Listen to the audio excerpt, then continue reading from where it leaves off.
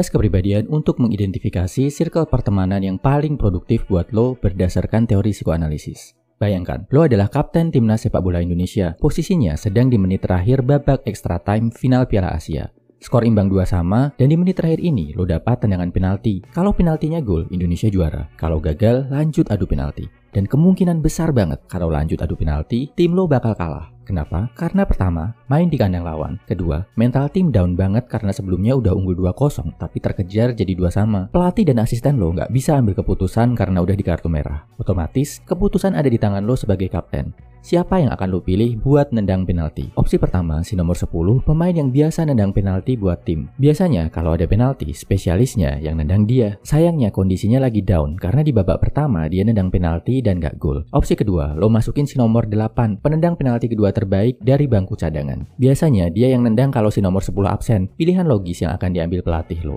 Cuma belakangan mainnya lagi jelek banget, makanya sampai ditaruh di bangku cadangan. Lo khawatir performa permainannya belakangan bakal mempengaruhi penaltinya. Opsi ketiga, lo tendang sendiri. Kemampuan penalti lo nggak bagus-bagus amat, tapi juga nggak jelek-jelek amat. Dan karena lo ngerasa mental pemain lagi down semua, lo ngerasa sebagai kapten, inilah saatnya buat lo untuk maju dan ambil tanggung jawab. Pilih satu dari 3 opsi tadi ya bro. Opsi 1, spesialis penalti lo, tapi mentalnya lagi down karena udah gagal sebelumnya. Opsi 2, penendang kedua terbaik yang ada di bangku cadangan, yang mainnya belakangan lagi jelek, sesuai strategi pelatih. Opsi ketiga, lo tendang sendiri penaltinya, karena lo rasa mental tim semua lagi down.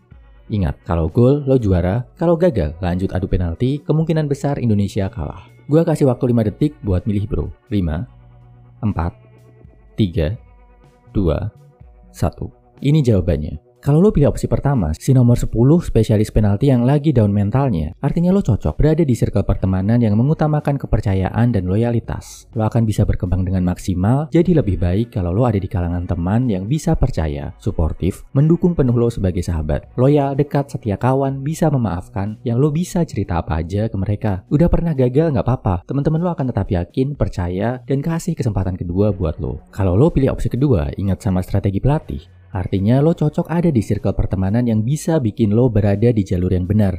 Teman-teman ini bisa mengingatkan sama mimpi, tujuan hidup lo, yang bisa ngelurusin kalau lo salah. Mungkin kadang terasa ngeselin, bahkan nyebelin, karena mereka banyak melarang, mengkritisi lo. Tapi itu semua mereka lakukan buat ngingetin tentang strategi yang benar. Langkah hidup yang tepat, sesuai norma, nilai-nilai, dan aturan yang lo yakini. Kalau lo pilih opsi ketiga, lo tendang sendiri penaltinya. Artinya, lo cocok ada di pertemanan yang bikin lo selalu berkembang. Yang mungkin pertemanannya terasa kompetitif, ada faktor persaingan, bahkan mungkin sering ada debat dan adu pendapat. Tapi secara nggak sadar, pertemanan ini bikin lo selalu terpacu untuk jadi lebih baik. Secara nggak sadar, sesama teman jadi ngelakuin persaingan positif, yang bikin lo menguasai skill baru, lebih disiplin, lebih rajin. Memang nggak selalu nyaman, tapi hasilnya buat perkembangan lo optimal banget. Apa hasil yang lo dapat bro? Share di kolom komentar ya. Ingat, perjalanan lo sebagai high value man akan lebih mudah, lebih bermakna kalau lo disertai teman-teman yang tepat.